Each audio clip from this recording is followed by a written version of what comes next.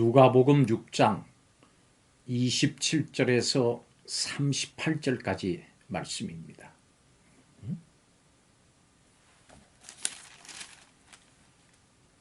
원수 사랑은 누가복음의 중요한 주제입니다.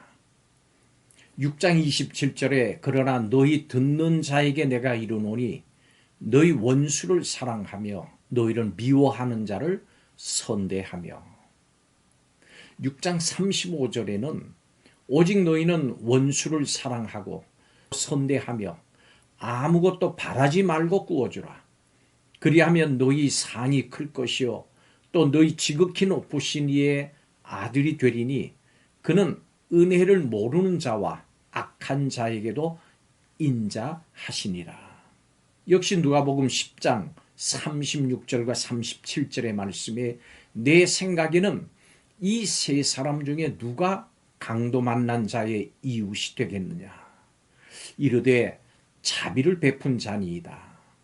예수께서 이르시되 가서 너도 이와 같이 하라 하시니라. 또한 23장 34절에 이에 예수께서 이르시되 아버지여 저들을 사하여 주옵소서. 자기들이 하는 것을 알지 못함이니이다 하시더라.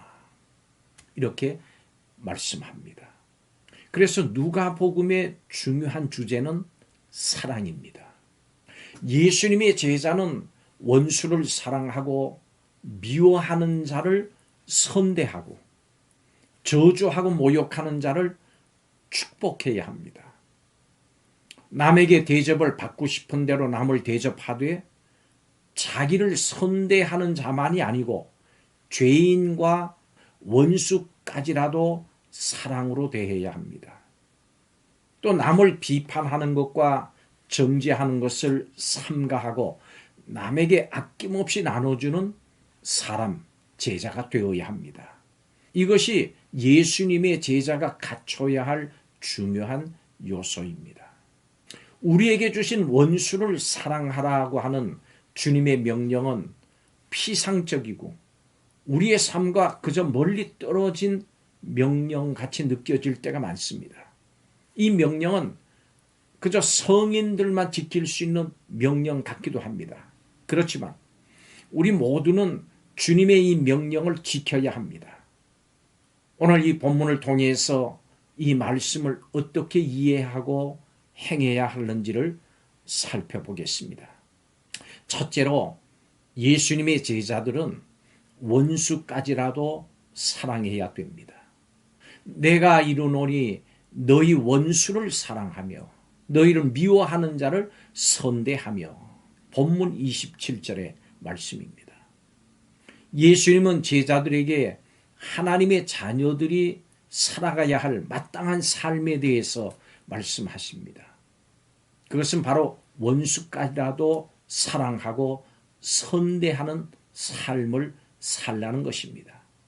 예수님은 우리를 미워하고 모욕하는 자들을 축복하고 그들을 위해서 기도하라고 말씀하십니다.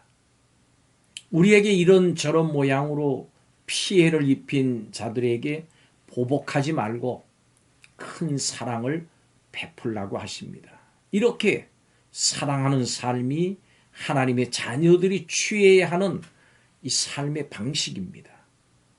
세상 사람들은 이렇게 사랑하지 않습니다. 그래서 이런 삶이 불가능하게 보이기도 하고 또 부담스러워하기도 합니다. 그러나 이런 사랑을 행하는 것이 하나님의 뜻이고 우리 주님의 명령입니다. 그렇다면 오늘 여러분이 용서하고 축복해야 하는 사람은 누굽니까? 한번 생각해 봅시다.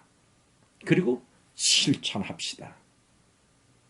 두 번째로 제자들은 사랑할 수 있는 자가 되었습니다. 36절에 너희 아버지의 자비로우신 같이 너희도 자비로운 자가 되라, 이렇게 말씀합니다. 예수께서 원하시는 사랑은 세상의 사랑을 훨씬 뛰어넘습니다. 그렇다면 왜 우리는 이런 사랑을 해야 될까요? 우리가 이런 사랑을 받았기 때문입니다. 죄인이었던 우리는 하나님의 사랑을 받아서 죄의 용서함을 얻었고 은혜 가운데 물과 성령으로 거듭남으로 하나님의 자녀가 됐습니다. 이것은 죄인을 위해서 십자가에서 죽으신 예수 그리스도의 이 희생적인 사랑의 결과인 것입니다. 우리는 원수까지도 사랑하고 이에 따른 보상을 바라지 않아야 합니다. 이 같은 삶이 어렵게 느껴지지만 우리는 성령의 능력으로 할 수 있습니다. 우리가 이렇게 사랑할 때 우리가 사는 이웃, 이 세상은 변화될 것입니다. 세 번째 마지막으로 비판하지 않고 용서해야 합니다. 37절의 말씀입니다. 비판하지 말라. 그리하면 너희가 비판을 받지 않을 것이요. 정죄하지 말라. 그리하면 너희가 정죄를 받지 않을 것이요. 용서하라. 그리하면 너희가 용서를 받을 것이요. 각 사람이 행한 대로 심판하시는 공의로우신 하나님을 믿는 사람들은 결코 남을 비판하거나 정죄하지 않습니다. 왜냐하면 죽어 마땅한 우리도 하나님의 은혜와 자비로 구원을 받았기 때문입니다. 우리는 비판받고 정죄받아 마땅한 죄인이었습니다마는 예수님의 십자가의 사랑의 희생으로 모든 죄를 용서받고 이제 하나님을 아버지라고 부르게 됐습니다.